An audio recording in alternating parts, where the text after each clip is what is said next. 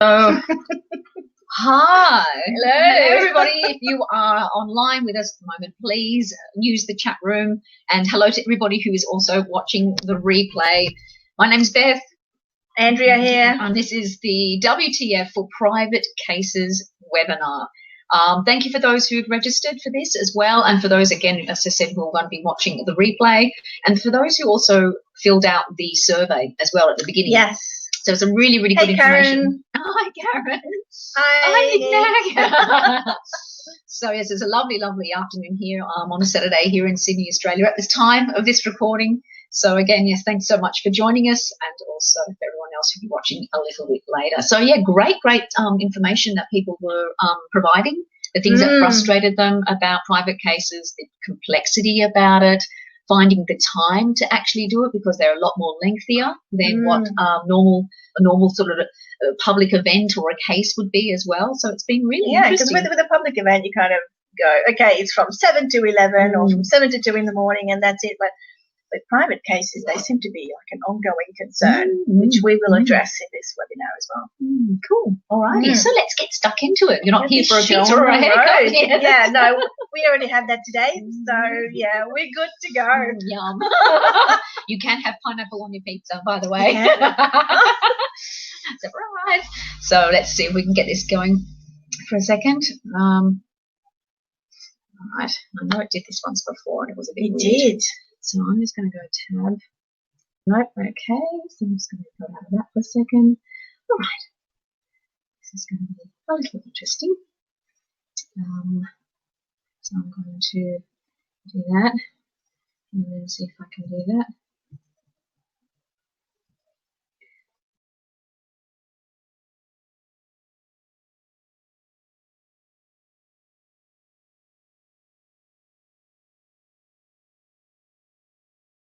It happen when we're live and never when we test. I know, exactly, because that's technology for us. What about that then?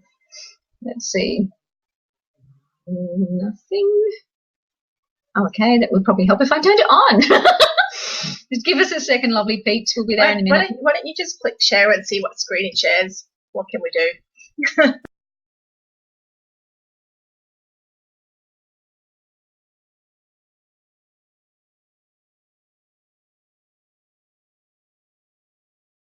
So next.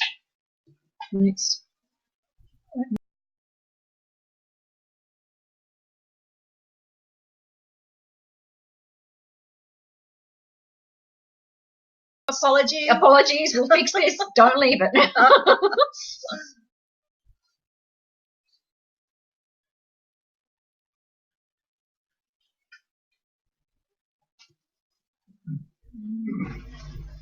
So I'm just going to do this. 1 second, and then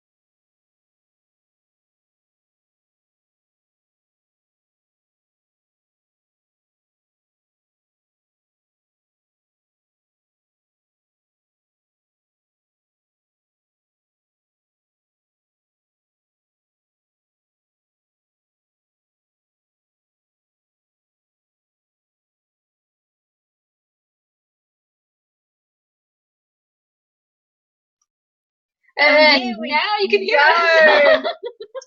Technology, wonderful when it works. You know, Excellent. it's a good thing that I just did a Windows update on this before, you know, when you turn your computer off and you hit the restart button before realizing that the restart actually involves an update. And then you sit there and wait and sweat and go, I hope this finishes on time for the webinar. Thank you for hanging on, guys. I really appreciate it. We're going to give this another crack, so we'll open up the wonderful presentation that we've got for you today. Again, that's a really great question, Karen. We're actually going to answer that towards the end as well. We've got a couple of questions, so that's duly noted. And it's all good that you can actually hear us as well, which is great.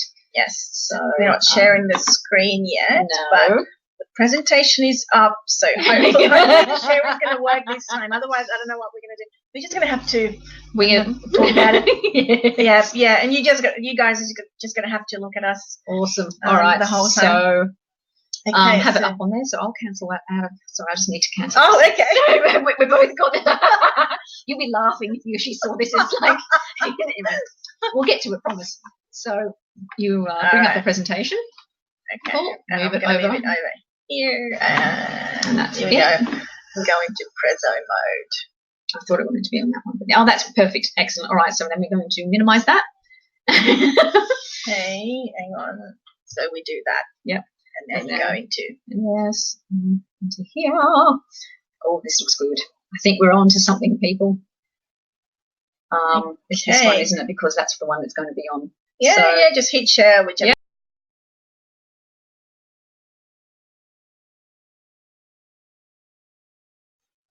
There it comes up eventually.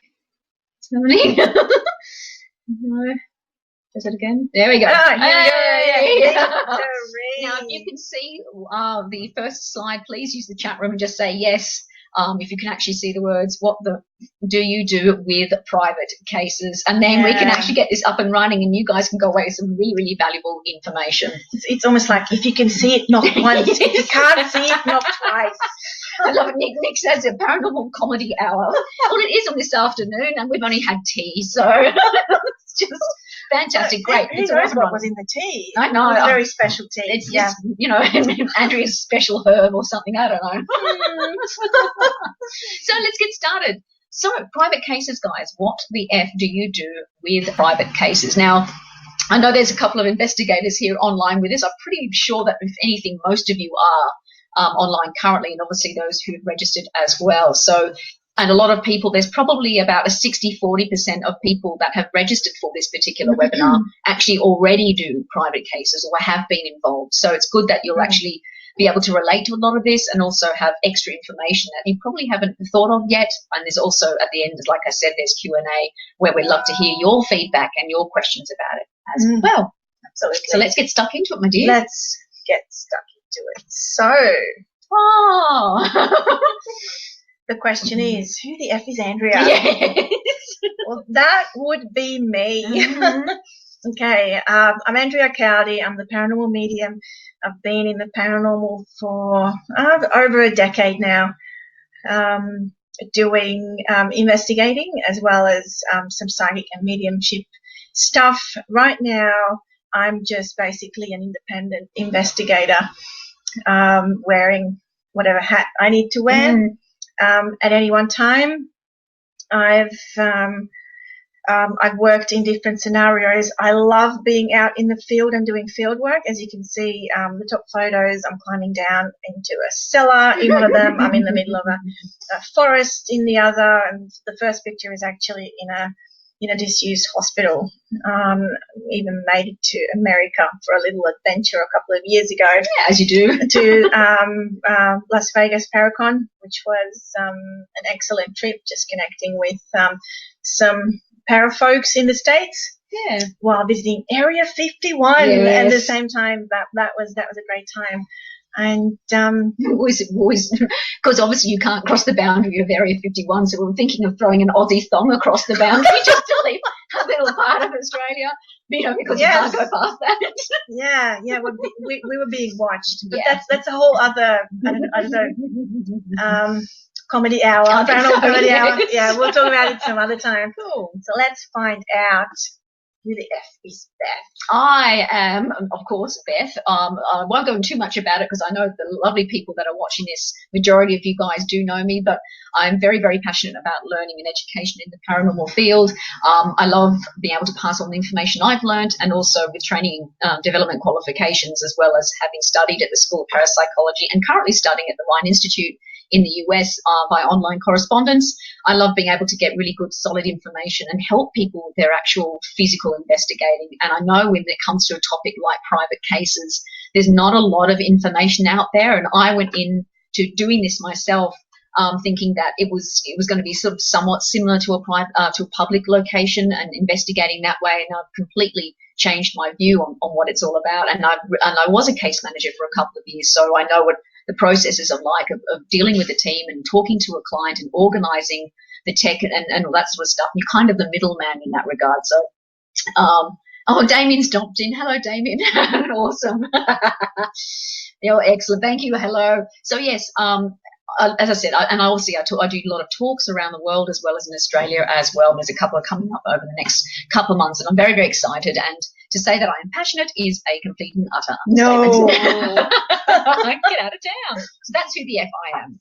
So let's get stuck into it. Okay. Now I'm just going to click on this and hopefully we'll bring up whatever. Hang on. Oh. What have we done? Okay. All right. It's doing some funny things. Okay. Can you guys still see? They can't see because that's the one that's. Okay. There we go. And we're back. All right. So, but this won't let me move. You can't move. You can't click on. If you click on that. Oh, it moved now, but it didn't before. Yeah. Wow. So then we'll have to do that here. Then you need to move to here. Hey. Wow. Slide number 4. Yes. You deserve a medal. So, is it really evidence, Andrea?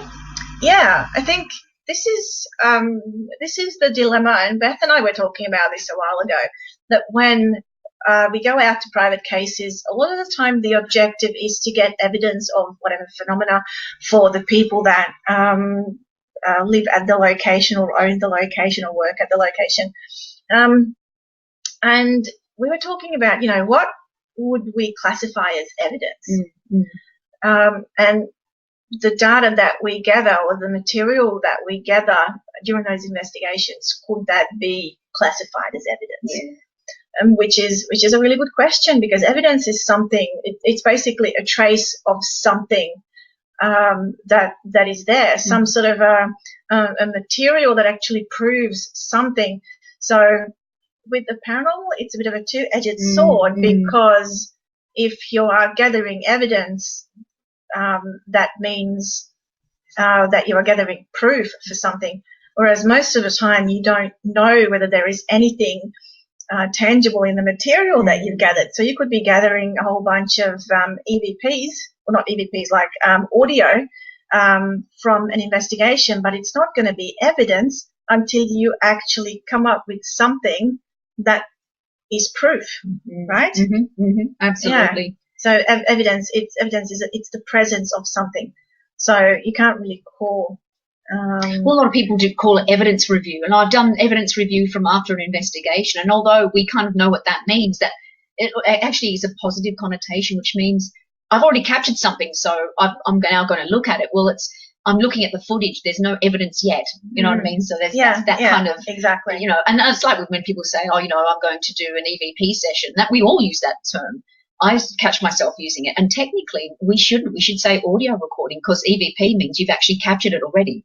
So, but again, it's just language, and we're all used to it, and we all know what it means. It's our terminology. But just being really, really careful. I think our point with this is that we just wanted to clarify the use of this word before we moved forward, so that when we use the word data or information or material, it basically replaces this word, evidence. Yeah.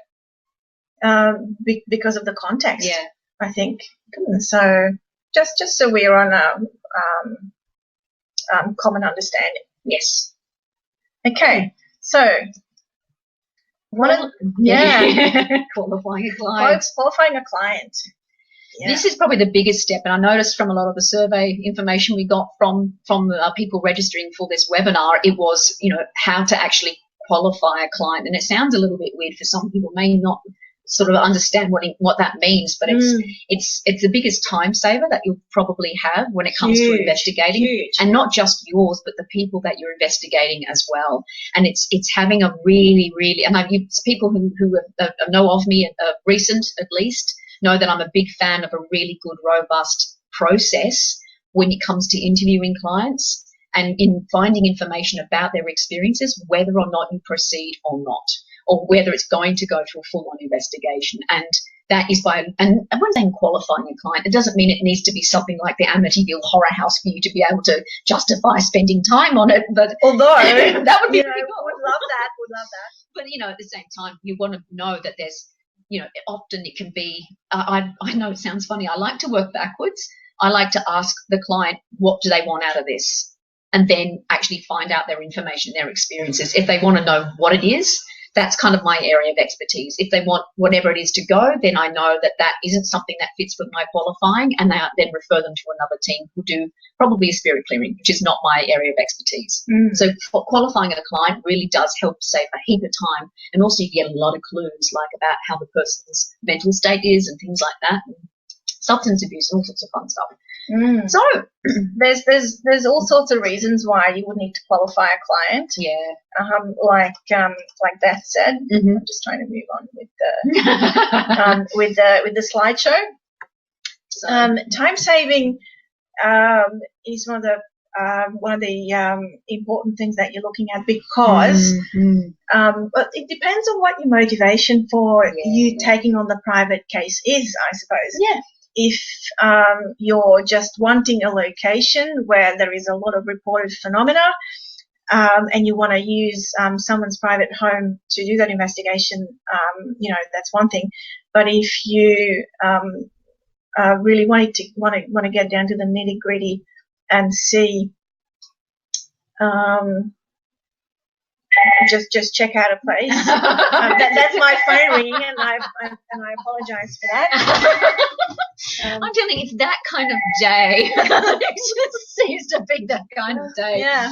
So, well, it's busy here at Casa del Paranormal Investigating webinar, so everybody wants a piece of heaven, right? So, but like it's exactly, it does. It saves time for everybody, and also money involved as well. So you're going to save, the energy and the time of the people involved, and it can be, you don't have to take every case. You don't actually have to investigate each and every case, because it most of the time doesn't warrant one. It can be just a conversation. It can be a site walk.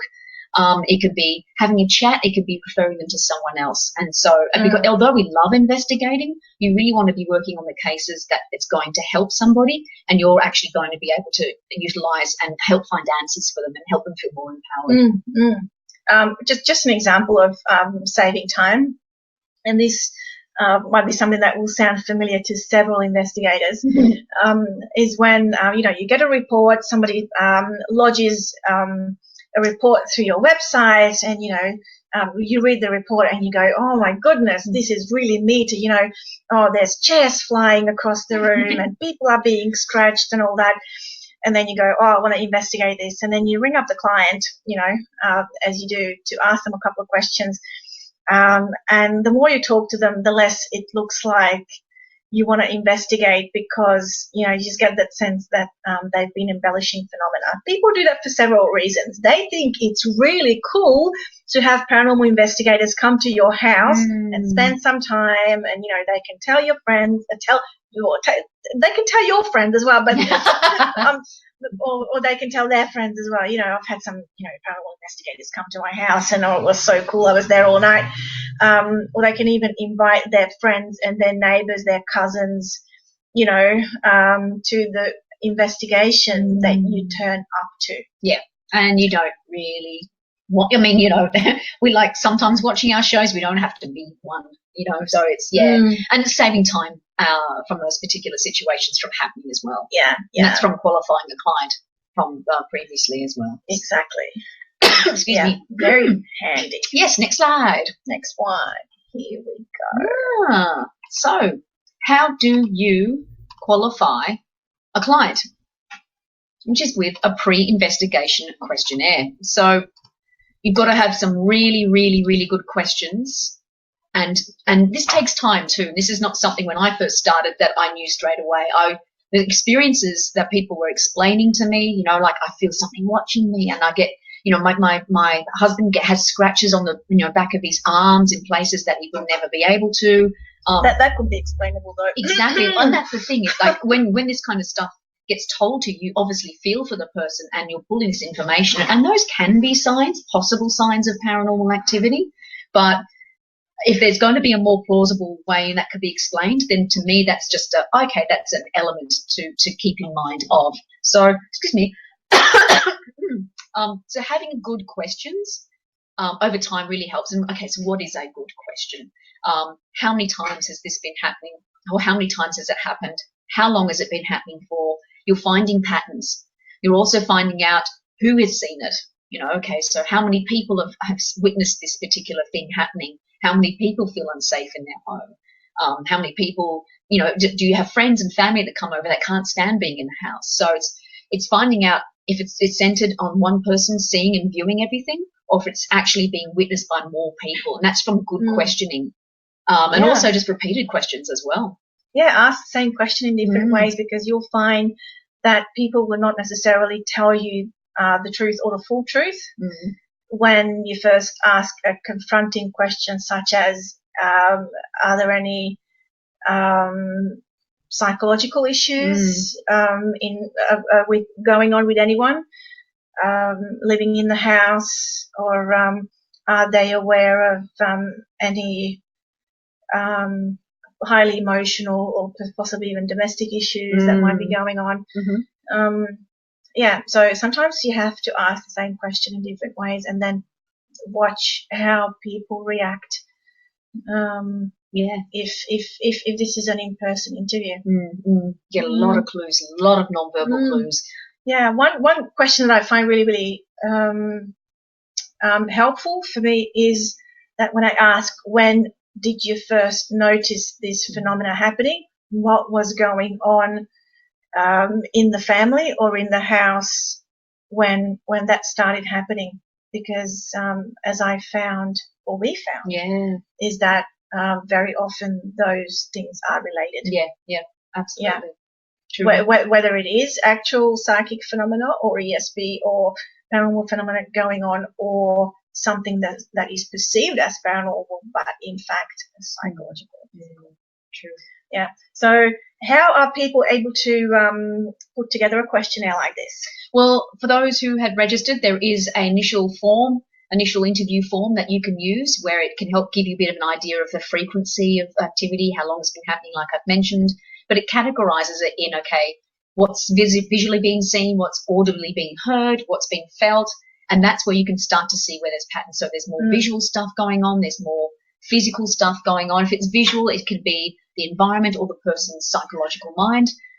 Or, you know, if it's something that's being physically felt, it could also be one of those as well. If it's just something that's being physically felt, it could be, you know, another explanation. So it just, it's actually just, you know, having that initial questionnaire. The one I often use myself, and I've mentioned this before in the last webinar, is the fact that I'll have questions 1 to 50 in my big full questionnaire, my big full interview, and I take question 3, 7, 25, and 34 and move that into my initial form, so the first form that I will actually speak to somebody about. And what that does, and it does look quite dyslexic on the phone, on the form, because it's got, like, you know, these numbers next to it that aren't in any order. But what it is I can actually relate the data from one form to another directly. So question 34 can be, have you had a clergy come out to bless the house? That can be something I've asked when I've initially spoken to the person, that when I interview them again, that question, if it's not the same answer, I can actually directly relate to either one or the other. So I can actually see whether or not that information is, like, as we say, the truth is much easier to remember than lies or false memories. So that can actually help save your time as well. If you're seeing there's too much inconsistency, then there must be something else going on as well. Yeah, because let's face it, embellishment is something that you will come across, or have come across, I'm sure, with regards to private investigations. And that's just people. Yeah, that's true. I think so. You have that. You have a sample of that PDF document available for people to download. It's in everyone's emails when they register, and will also be a part of the replay that's been sent out. So anyone who's watching the replay, the link is also in there as well, so you have a chance to download it. Yeah. Gives you a bit of guidance to see whether or not and how you can put that information together and the core things to be asking when you're actually initially interviewing somebody. And preferably it's either a phone one, your initial can be a phone one, or a face-to-face one, however you want to use it, but that form can be used for both. Absolutely. Very useful, people. So I suggest you use it. Cool. So prepping for a paranormal investigation. Obviously, with private cases, it's a very different ball game to public ones. There's a lot more preparation that goes into a private case. It's organising the team. For me, like from the past when I was a case manager, it was coordinating with the client, saying, okay, well, we're going to coordinate and investigate on this particular date, then communicating that out through the team, getting the head investigators to actually look at the phenomena, having the research team or research person to look at the research of the area, have the tech guy know the type of phenomena that's been experienced so they can pick the right equipment to see if that could be detected if we do go on to that stage, all this kind of stuff. It's a whole lot of prepping that goes into it, and it's pulling all that information into reports as well. So it's all the admin side of it. You want to make sure that you've got all this documented in one spot, and that comes very handy at the end when you have to report back to the client about your findings. It's very true. So if you have this from the beginning, then it's a lot easier to then communicate your thoughts, your opinions, and your findings to the client that you just worked with. Exactly. And the same thing goes basically for mediums. We need to be prepared for investigations as well. In a little bit of a different perspective, but taking things into consideration, such as the environment. What sort of people are you going to come across? Is there a possibility that someone might be having psychic experiences in the house or in the environment? Because then you'll be expected to work with them to explain things and all that kind of stuff. So you have to. It's not just about walking in, doing your stuff, and then walking out. Even though you're not going to be, as a medium, you're not going to be thinking strategically where to place things like EMF meters and voice recorders and all that. Your input will still, it should be considered if your team works with a medium. It will be considered for the investigation as well. Absolutely. So, cool. Now, of course, when you pull all this information together, you do a floor plan. And this is what this is. This is a very, very mock-up one, loosely based on my own house. Really loosely. Yeah, very loosely. I've been to your place. It's nothing like this. I don't have anywhere near that many REM pods in my hallway. So obviously, this is something that's done on a PowerPoint slide. With shapes. So if you know how to use PowerPoint, it can be done in Word document. You can even draw it. It doesn't even have to be on a computer. And I've got pictures that I've taken of voice recorders. So say, for instance, right, now let's look at what's been happening in the house. Okay, in the lounge room, there's been whispers and voices heard. Let's stick a couple of digital voice recorders in there and see if there's anything that's going to come up there. There's been movement and footsteps heard down the hallway. Let's put some REM pods in there and see if that picks up any type of static or breaks the field of the REM actually. Motion detectors. And motion detectors. Yeah. Exactly, things like that. So this is a very, very base one, but it gives you a bit of a snapshot of a way in which you can actually look at planning it too. So instead of kind of going there, we might put some stuff in there, and what else was there? The more planning you do, the more time you've got to investigate. And we know that we're putting the client out of a lot of sort of annoyance in a degree, even though they want this, they still have a life. Then most of the time there should be a person who lives there with the team at the time. So I wouldn't expect someone to investigate my home when I'm not there, because I would feel very uneasy. So there should always be somebody there, always be somebody there. So, and again, and if there's other people living there and they've had to go away for the night as well, but the one person staying there, we're putting people, it's a bit of an inconvenience. So you want to make sure you get as much good hardcore investigating done as much as you can when you are there, so you're not wasting their time and not wasting your time either as well. Yeah, sometimes it's a little bit about counselling as well. Like you're sitting there with your client and talking about what's been happening, the phenomena, and they will ask you questions about, so why is this happening, or other paranormal type topics. And it's all and well to do some educating, but then you have to think about why you're there. You're there to investigate it. And if people want to pick your brain about the paranormal in general, then you should probably arrange a separate meeting with your client to talk about the paranormal. You know, if you're there to investigate, then you should investigate. Yeah, totally. Yeah. Ooh. Right. So where to go for research? Now, we're obviously from our accents, we're based here in Australia. There's a couple of really good websites here. I know there probably would be equivalent also in the States and or in the UK or European areas as well. First place we usually start with is Trove. I know some people may have heard of this already. Trove, Trove. Really, really good website for articles because it's got articles and reading material from many, many years ago, but it's actually been scanned in and translated. So you can actually do a text and sort of metadata search for it. So obviously, if there's an image of a newspaper clipping, you're not going to be able to find the data about that story. So these have actually been reconverted, so you can actually have a better search engine for that. And it's newspapers and articles and adverts and all sorts of stuff, journals, you name it. So anything like that's a really, really good place to start if there's anything that's happened in a location that's been reported in a newspaper. It's good to know what goes on in the general area or what used to go on in your general area because that might even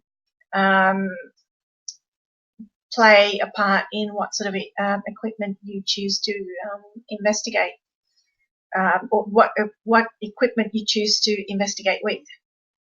Yeah. You know. Yeah. There's also a historical society as well. That's you know, wherever you are, wherever you're based, there's a historical society or a library that has a historical sort of section for it as well. Where I am here in New South Wales in Australia, there's the Records Centre, New South Wales Records Centre. Really lucky, it's only about 45 minutes from where I live, and it's just got everything from New South Wales in our state, and it's got all sorts of fantastic, like old maps and things like that, and it's the search engines you can actually look at before you go, so you can actually research certain information and then find the codes and the numbers for it. Then you can actually go to that centre and then actually request it. So you can even save time. You don't even have to go there and then start from scratch. You can actually research from your home and then spend, you know, sort of go by there and actually pick up the information or copies of it as well. So. Yeah, that would be a whole other webinar altogether, I think, to talk about all these research methods, because I think a lot of people aren't aware just how much there is on public record that you can actually go to a place and, you know, research a particular subject or a particular area or a particular historic era or what's been happening between, you know, this date and this date. And there's heaps and heaps of information available out there. Cool. It certainly is. Hey, and the fun part. It is fun because we love this bit. The investigation. Yeah. Yay, it's getting out there. It's being involved in it and it's being there on site. And, you know, and obviously, like I talked a bit about this week on one of the Facebook Live sessions called I Want to Know About Codes of Conduct. And it obviously kind of falls into this as well is you know, having a bit of an idea about your ethics and your code of conduct when you're out investigating, because, you know, you're representing the field, even though you're like, oh, come on, really? But you are. So the impression that you are giving to these people about the way you carry yourself, how you handle yourself, the information, the courtesy, because remember, it is still their home, you know, asking them if you can move certain bits of furniture to get to sit in certain parts, just that kind of level of respect and maturity as well. And I think the people who are doing private cases generally have that anyway, because you are interested in helping this person find answers. So, but you know, keeping in mind things like privacy, for example, you know, if you go to do an investigation at a private home, do not have your location on your phone when you post on Facebook, because that will actually point out the exact address that you're at. Yeah. If you tag yourself at a particular location, you know, a lot of people don't really pay attention to this or don't know this, but even my house has been tagged a couple of times when people have been over for whatever, and it's, oh, hey, I'm here with the Caldys. And, you know, they dropped a pin and I'm like, oh, dude, you need to remove that because, you know, that's my privacy. I don't want everybody to know all your fan where I live. And all the flowers will turn up on the front door. We don't want that. Yeah, flowers I don't mind. It's more, you know, stalking. It's the knives with the blood on them. That's a bit of an issue, right? Yeah, a little bit. So, yeah, just be mindful of things like that. And even if you don't drop the location pin on your Facebook post where you are, just ask the client about, whether it's okay for you to do a Facebook Live or to do photos and things like that, because you may not know, but if you take a photo, there could be something in the background that might be an identifying mark to their property specifically, and they may not want people or the big wide world to know what's going on in their home. And talk about it with other investigators, or just, you don't have to drop a pin on Facebook. You don't have to do a Facebook Live, but you can still, drop certain information on Facebook that would be private. Yep. So you have to be very careful with this kind of stuff. Yeah, sure. Especially if there are things involved such as, mental illness or, domestic violence, drug abuse and things like that, which I've come across a lot during private investigations. But that's a whole other ball game again. Yeah. Cool. All right. Face-to-face interviewing techniques. This are we talking about like Meet the Parents? Yeah. Kind of interviewing techniques? Oh, yeah, gosh, yeah. Because that would be interesting. Yes.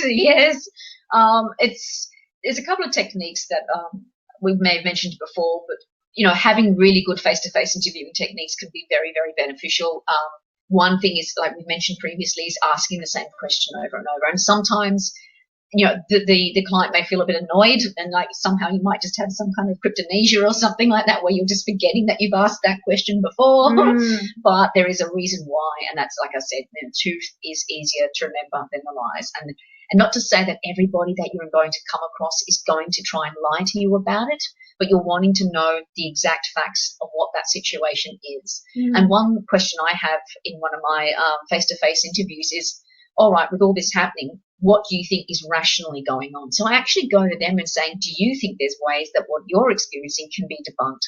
And it's an interesting thing to watch somebody change from the, oh my gosh, I think there's something here, to, oh, well, actually, you know what? We do have a pipe that bangs, but it could just be because it's old. And, actually, the footsteps could actually be something else. Or sometimes it's interesting to see them answer their own phenomena. So that's what I found. That's been an interesting question. And I've had some really interesting results from that.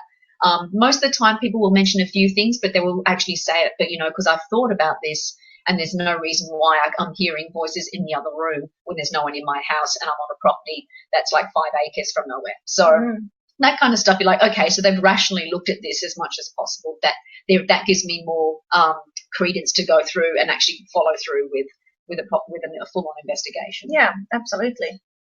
And if I remember a couple of years ago when we were talking to Ben Hansen. Oh yes, that's right. Yeah, as you do. Yeah, as you do. He's got experience with certain interviewing techniques, or interrogation techniques, maybe. Yes. I don't know. I don't want to say something I'm not supposed to. But yeah, and his talk about interviewing clients was really, really interesting. So what I can suggest for this part is actually two things that to me are very important. One is the mental health first aid course that I think every single investigator should do before they go out to do private cases, because that course would teach you to recognize certain signs of certain mental illnesses. And you will come across, I guarantee you will come across clients that will have mental health issues. And if you don't recognize them, you will be sucked into cases that you shouldn't be working with. So that's my first and foremost suggestion, to basically upskill for face-to-face interviews. And my second one is to learn about body language. Learn about body language and facial gestures, because that will be another skill that will help you decide whether you should take on a case or not, or whether someone is telling the truth, for example. whether they tend to embellish things, or whether they are genuinely scared and all that kind of stuff. So those two combined, if you put those two together when you do face-to-face interviews and you use those skills, that would be a great asset to determining how you should proceed with your investigation. Yeah. What do you think? Yeah, absolutely. I know we mentioned before, having a site walk of the location as well is really, really important too, just in case there's any changes or hazards, or, you know, the place can be very different during the day than it is at night. So we know that. Yeah, exactly. So that's equally as important as well. Cool. Okay. Any warning signs or red flags that you can mention? Like you mentioned before, having training in mental health, I think a lot of people get caught up in that. I know also substance abuse there can be signs of substance abuse. You may not know fully at the time of the investigation, so at the interviewing stage. People are going to tell you what they want you to know. They're not going to say everything, and they actually don't have to. But in order for us to be as effective as we can, we need to know if they're taking anything. You know, obviously it's from a non-judgmental perspective. It's not like, oh, wow, you know, you have cones. Okay, well, you know, you've obviously got some issues. No, we can never say that at all. But we need to know that information regardless of the taboo of that kind of stuff. So, yeah, because from an experiential perspective, you know, if someone who is a regular drug user and they report, you know, oh, I see this and I see that, you know, I see dragons in the corner of my room. Well, dude, you know, if you smoke pot or if you're on, you know, other types of drugs, then that could possibly be due to that. Yeah. So do you want to investigate something that may be drug induced? Yeah. You know, again, that goes back to, you know, saving time. Exactly. For That's yourself. it. And as I said, and obviously there's a whole protocol with talking to people and approaching them when you've actually come across that as well. So, you know, you don't want to find that information out, but when you do, you've obviously got to say to the client, you know, obviously we're not going to move forward with this because there's a few things we're finding that we can't completely verify what's going on because of your reports. And it's a safety issue as well. You know, you're going to go out there possibly in an environment where drugs are being used, and that's pretty unpredictable. Yeah, absolutely. All right. Cool. Next Very one. professional. Now, I know, looking at this particular slide and when it was written, I thought it's a little bit, I mean, technically you can't be a professional paranormal investigator. I know a lot of people sometimes use that term. In the past, I've used it, but now, of course, I stay away from saying I am a professional paranormal investigator because there is no such thing. That means it's a certified profession.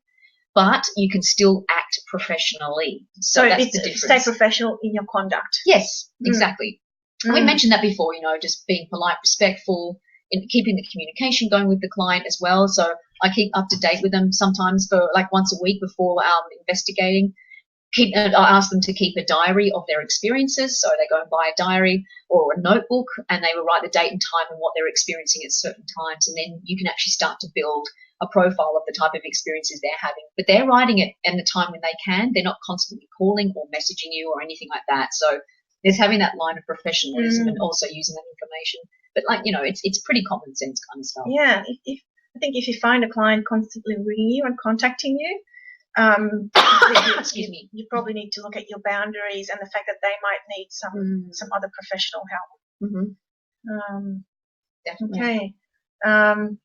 Yeah, don't go screaming out of a location. I think that's a great idea. You know, because it just doesn't look good. You know, you went there to investigate it. You know, stuff starts happening, and you all of a sudden get scared and you drop everything and run out. I've had where I've gone into a one room of, I think it may have even been the first private case I actually was a case manager of. And one of the things was to actually go into the room and actually sit there on your own in the house while everybody was based outside. My insides were petrified, but no way was I going to show that. I just kept breathing, and I was like, okay, this is fine. Obviously, time has passed, and one's courage has grown. But at that time, it was really, it was confrontational because I'm like, I can't show fear in the client's home because how does that make them feel? If I'm scared, well, geez, So you run out screaming, and then you go, well, yeah, you can go back to your house now. Yeah, good luck. See you. Yeah, we're going now. Bye. So that doesn't look good on the field and the community in general. which is, professional conduct, and all that, whether it's private investigation or anything else, when you're out there in a paranormal investigator capacity, you always represent the field. Yeah. Just think of it that way. You always represent the field with your actions and with your words and with your behaviour. Yeah. So, and also don't keep that in mind. Yeah, and also fully declaring something haunted, literally within an hour or a couple of hours, or even just declaring it. I'm really, really very apprehensive about ever doing that personally myself. And also that goes in with claiming something demonic as well. Just because something may appear to be negative doesn't necessarily mean that there is a demon and a portal and everything happening in that particular home. It is very, very, very, very rare to even remotely come across anything like that at all. A lot of things can be explained, and sometimes it can just be something sort of either not really negative, but just angry or lost or whatever. Unknown and uninvestigated. So don't slap a label on it unless you really, truly, fully understand it. Yeah, that's true. And you can't do that in one investigation, especially if it's something as complex as like a negative energy or negative entity. Yeah, exactly. Yeah, totally true. Yeah, absolutely. And then after the investigation, so what happened? Obviously with something like this, we need to then pull the information together. So if you've got a really good system in place, really good with paperwork, it's boring sometimes, but I like the looking back and reflecting and seeing how people behaved and seeing the experiences people had while they were there. Did it correlate with the experiences that the tenants and the people that live there or work there had as well? But it's pulling that information into reporting and presenting the data, isn't it? Absolutely. And you have some decisions to make. Do you want to go back and investigate more? Is it worth your time? Is it something that the client is open to? How can you present your information so the client actually understands it and it's digestible without actually, like we said previously, declaring the location demonic or declaring a person demonic. I've seen that before as well. Very, very dangerous move to make from the investigator, but unfortunately, that stuff that happens. So there is such a thing as aftercare. So it's not like a wham bam, thank you ma'am. You hire out a public location, you go and investigate for a couple of hours, and when you pack up and leave, you leave. With a private investigation, private case, it is completely different because, the client, they're going to want to know what you found and what your interpretation of the data is. And this is where you have to decide whether you've got enough material to actually make a recommendation. Okay, we've collected this data from this particular room. I think it's this. I think it's your meter box, or I think it's, whatever. Or even actually saying, look, we've got all this stuff from this particular location inside your home. We have no idea what it is. Yeah. It is okay. Rather than going, oh, look, it's blah, it's paranormal because we can't explain it. You can just go, look, we don't know what it is. Can we investigate it further? Would you like us to investigate it further? And things like that. So this is where you're still, you still have your duty of care to your client. So, make sure that you do the right thing. Yeah, basically. Absolutely. Cool. Yeah. Next one. Handling difficult clients. This obviously came up as well as being one of the answers that were given at the survey when people registered. It can be really difficult. Obviously, the reason being handling difficult clients. As I said, being professional all the time, as much as you possibly can. Putting in boundaries. I may have mentioned this before. I think I might have even done a blog on it recently. For those who haven't read that yet, it's on accessparanormal.com.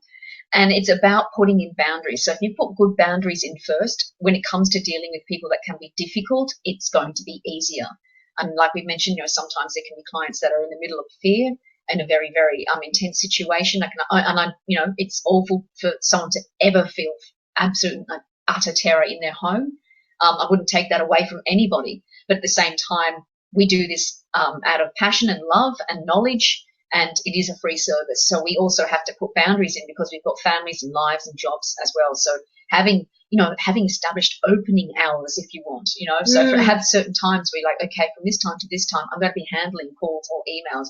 After that, no, I have my time to do whatever it is, is called having a life. So there's that as well. And and I know that sometimes one of the most common thing I've come across, if you want to call it, from difficult clients, is people demanding answers straight away or your time straight away. I get a lot of that. People are like, well, no, but I need this now. When are you going to get back to me? It's like, okay, I will get back to you in 2 days. Oh, but I need to know. It's like, no, it's going to be 2 days. And then I have to remind them, look, this is going to take time. It's like there's so many shades of grey with the paranormal. You're not going to find an answer straight away or be able to have the time to always give them the information when they want. So having that established can help at least eliminate some of that difficulty with people that can be really demanding. And that's, to me, most of the time is often they just want answers then and there because they're in that state of fear, but they have to understand it's a process. It's not something you're going to be able to come in and go in, yep, this place is haunted, I'll get someone to come in, thanks for coming. It's not. It's a long process. And again, when you're interviewing, when you're doing your qualifying your client process, this is the kind of stuff that you need to tell them from the beginning. So they are going to be set up the right expectations, exactly, I suppose. Yeah. Exactly. Yeah. I think one way to basically handle this or actually prevent this is to have a work with us page on your website, where you specify how you work, when and how you receive client communication, and how you present your findings to the client. So if you have that, then you set up the right expectation. If your client hasn't read it, make sure that you send them the link or have it in a PDF document even that you can send them via email and go, read this first before you do anything. Make sure that you understand it. If you have any questions, let us know, because that way you will set up the right expectations. And you're also protecting yourself. Difficult clients can come in many forms. Some look desperate to start with, that turn into difficult clients at the end. And they may turn out to be or it may turn out to be an issue that is not paranormal at all and needs other professional help. But if they keep hounding you instead of the professional help that you might recommend, then, that's not good for you either. And the client aren't getting the help that they need to get. So I think it's very important to know, and also a good way to kind of prevent from your client from getting difficult is to when you realize that there is an issue that's not paranormal, then bring it up and say, okay, from now on this needs to be handled by such and such, and we are no longer able to help you.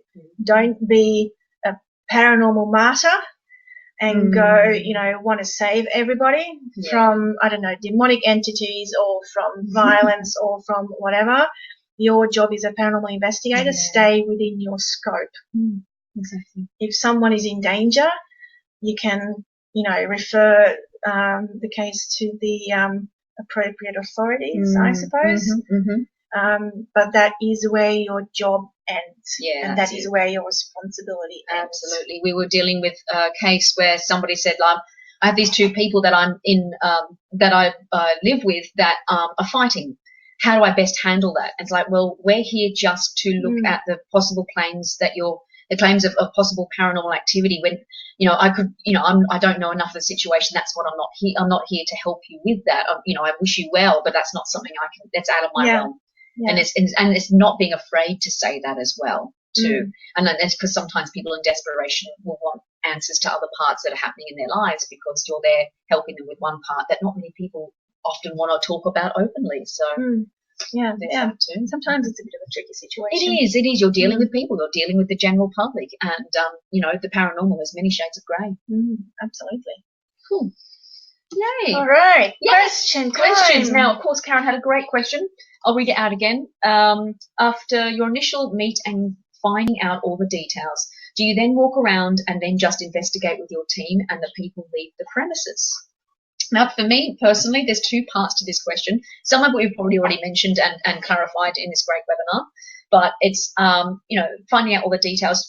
You then do a walk around after having spoken to them and do the investigation. I would actually then schedule the investigation for later, because the information that was given to you when you had that interview could actually influence whether you still go ahead and investigate. You also want to have a good look at what else could be going on. You need to be able to do some research on the experiences that people have said. So for me, I'm a big thing about finding possible explanations first. So I would research, okay, type of psychological things that can cause someone to have a visual hallucination in the cold or something like that. So that's how I would look at, okay, is there other ways that this could be explained? Could it be environmental? So I would personally not go and investigate straight after interviewing somebody, because I think there needs to be time and space to pull information together and organise other people as well. So you want to make sure that all your gear's there. You want to make sure that you've covered everything and it's not just something you're going to be kind of doing on a whim. And also there's a second part where just investigate with your team and then leave and the people leave the premises. As we mentioned before, I think there needs to be one person, maybe two people that are actually living in that place or working in that place that is actually, there at the investigation. I don't think like I said, would feel very uncomfortable if I left my house to people I've only met maybe once or twice to go and investigate my location. Now, some people can be very trusting. It's completely up to them. But for me, I would always recommend one of the people in the location being with you at the time, because then if anything happens, you can put hand on heart saying that was not you that had caused anything to eventuate and make problems. Yeah, make sure you have insurance, public liability insurance. Yep. Okay. Now, Nick next asking a question. Shall I stop screen sharing and go back to you my might see our lovely faces. So yes, Nick. What is, if you're part of a team and you think an investigation wasn't handled well and you think the investigation may cause more harm than good to the client, what do you do? Awesome question. What do you reckon from a mediumship perspective? So we're talking about something's happened, you're part of a team, the team's done something you don't agree with, and it's caused more harm than good to the client. What would you do? Okay. This is a tricky question. I'm just trying to get the webcam on, and it just decided that it's not going to work. So I apologise for that. Anyway, or maybe that. No, that's not. Okay. Well, we'll answer the question anyway. So this is this can happen.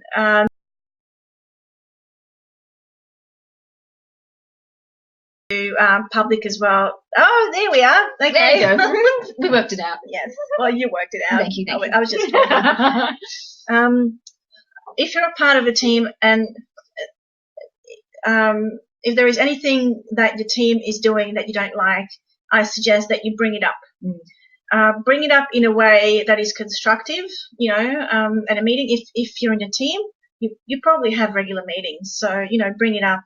If you feel more comfortable, you can bring it up with the lead investigator privately or individually with members of the team. But, always be constructive and supportive about it. You may not know why it's been done the way it was done. Okay, so ask questions. If you're still not satisfied, you might want to ask yourself a question. Is this something that I'm happy to go along with or be a part of? And if you feel like that is not something that will be sustainable for you on the long run, you might even consider splitting from the team. I know that this kind of thing can cause on the long run, if it keeps going, it can cause resentment and conflict. So, if it's a fundamental thing that you don't agree on, then you have your options to consider. Being an independent investigator is not such a bad thing. Yeah, you can avoid that a little bit, but it can be hard because sometimes people will do things on an investigation. Usually, technically it shouldn't happen if you're in a team and someone does something that is going to harm it. But I mean, you could have only recently just joined the team. You're getting used to it. You're seeing how it's all happening, formulating your own methods and ideas as well. That's what happened with me. I got to the point where the way I investigated was very different, and so I moved away from the team that I was with at the time and ended up being, and still I'm an independent investigator. So, just literally, like Andrew said, raise it with them. Just say, look, I really didn't think that was appropriate, or you're saying that this could be something that's demonic. I don't think it is. I think it's actually just more the fear of that person in their own home. Voice it. What happens after that it will happen. But if they're a good team, good dynamics, they will listen. They will listen, and more than likely, if you are with a good team, there'll be other people that would have thought the same. as well. Yeah, So, yeah. This is why if you raise it, you might be the only one actually voicing it, but other people might be thinking it. So, but a team works best when all members have, a voice. Yeah. Basically, that is weighed equally. And it's the objective of any investigation, private investigation, is to leave the client in a better position than you found them in. So if you think that they will be in a worse position, you want to reconsider whether you want to be a part of that or not. Yeah. Yeah. Cool. Thank you very much, everyone, for your wonderful questions. Thank you for watching as well and sticking around and seeing it live. And to everybody who's watching the replay, thank you for your patience as well for the beginning part too. Thanks. Oh, it was a great question, Nick. It was a really good question. And I think it's something that happens more often than what people admit it happens when it comes to teams and groups. And it can go one way or the other. You'll either find that you've got a good team and they will listen and they actually take it on board, or it might not work that way and you may think, okay, in the future, do I want to stay here? So we did do a webinar on Teams. So it's up on the Access Paranormal website. Yeah. It even covers how to split from a team amicably. You can all split from a team, but you got to do it without the drama. And there's ways you can do it. And how to be an independent investigator. It's a very helpful webinar, so you might want to check that out as well. So where can people go to learn more about this kind of stuff? The Access Paranormal Lounge? Yes. There's a Facebook page called Access Paranormal Learning Lounge. It's a great little Facebook group. There's going to be lots of different activity happening over the coming months as well. So for those who are interested in learning more about private cases, public cases, ways to investigate better as well, great. Asked to join that particular Facebook group page as well. And as you know, the Access Paranormal website has got heaps and heaps and heaps of learning. So all different stuff. So in the learning section as well, and if you are just starting out, the how to get started section as well. It's got some great tools and free stuff that you can download and use to get you going when it comes to investigating.